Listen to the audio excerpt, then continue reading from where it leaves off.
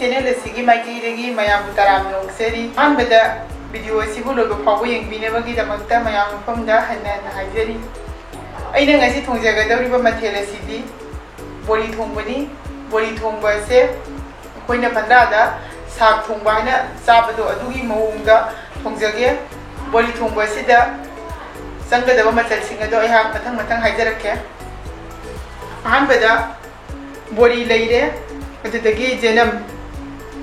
अदुदगी मोरो अटेक्पानी खक सिंग खरा कुपने सोयरगा थमे खामेन असिनबी से मीडियम साइज के अहुम खक खामेन असिनबी की चांग खतंग यामहनगनी अदुदगी असिदा कोलुवाई से तिंगधोगा अदुदगी कुकर दा सिटी अनी खा कामधोगा फुतोगा थमले अदुदगी अचौबा आलू अमा खक सोयरगा थमले थाव लेजरे मोरो अशुबा फदिगो मरु अशुबा याइंगा जीरा अशुबा अदुदगी थुम मचलसिंग असे हाइबा लोरबनिना थोंबगी प्रोसेसता मुक चलसी बोरी से थोंगनबगी दमकता हौजिक खांग अमा थांगले खांग से सारे हौजिक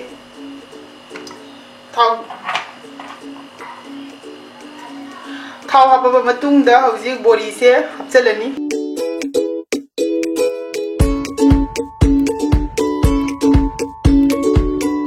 अदुगा मिनिट अहुम मुंग ngौरनी बोरी से जारे हौजिक अमु लौथोलनी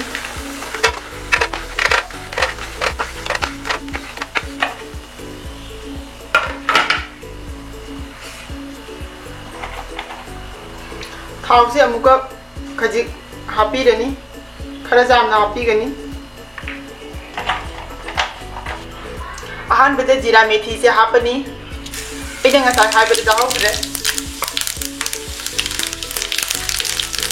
अदुदगी हौजिक जेना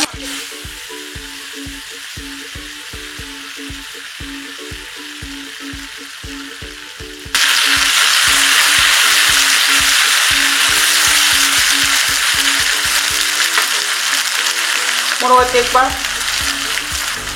अदुदगी सिंग हापगा फजना ओखाइरनी अदुदगी हौजिक खामेन असिनबी हापचलनी अदुदगी आलू हापचलनी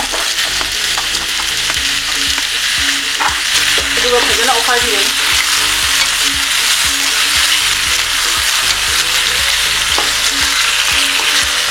हौजिक अखोइना खामेन असिनबी से पत्थर बाबाऊ मूवी गई खामेन असिनबी से खरा थुना पत्थनबगी दमकता मखुम कुपचलनी अदुगा मई से मीडियम फ्लेम दा थंगनी हौजिक मखुम से हांदोलगे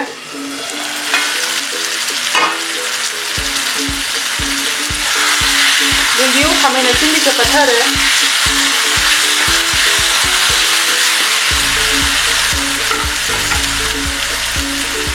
हौजिक असिदा अखोइदा ngसागी कोलिवाई फुटपदो अदु हापचलनी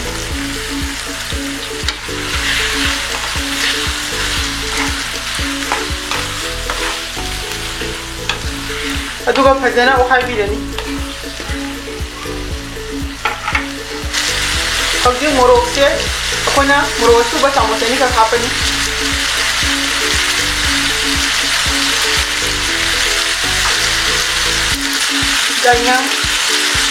जाइयांग से चामच अमा खितंग हाबाते अदुदगी फदिगो मरु अशुबा चामच अमा हापगा फजना अखोना ओखाइबिरनी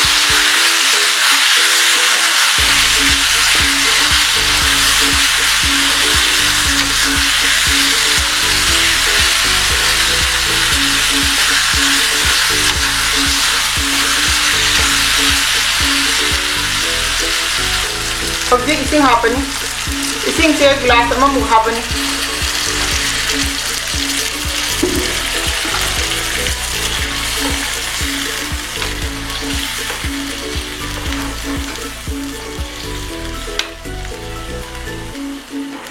अदुदगी फुल फ्लेम दा आलू से मुनबा फावो सवलनी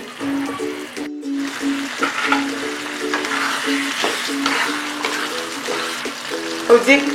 आलू से मुल्ले आलू से मुल्लबनीना अखोइना हुजिक ग्लास अमा लौरनी अदुगा आलू सिंसे खल्ला खल्लागा थुगाइरनी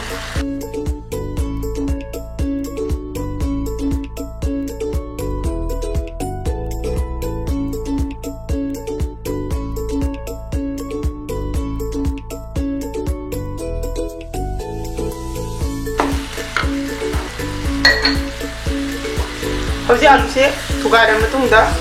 फजना उखाइबिरनी अदुदगी ngसाई बोरीदो अदु हापसनबिरनी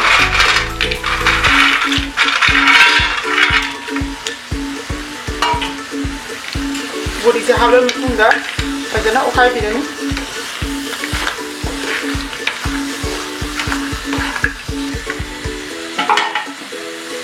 अदुदगी इसिंग से हापन इंजाम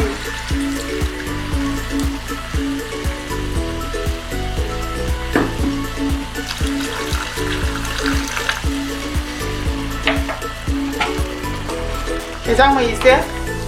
हापन मतुंगदा फजना उखाइबिरनी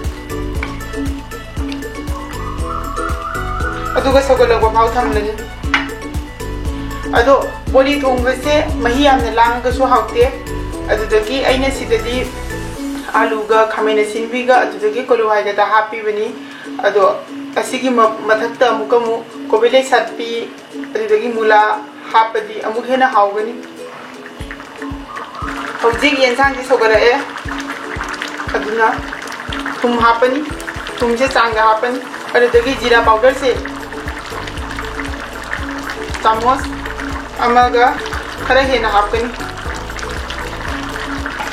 अदुगा फजना उखाइबिरनी जीरा सुबसे खरा हेना हापगी मरमदी बंद्रागी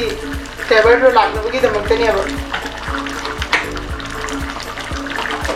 अदुदगी लो फ्लेम दा मिनिट अहुमुक सवलनी हौजिक येंसांग से मिनिट अहुमुक सवले अदुना मई से थिंजलनी अदुगा मथक्ता फदिगोम हापचलनी ngasiगी oinadi aigi bori thongba se loire mayamsu video se loine yengbiraba matungda like tawbiramu anobo oregana subscribe tawbiu ado subscribe taro matungda bell button number kaubiganu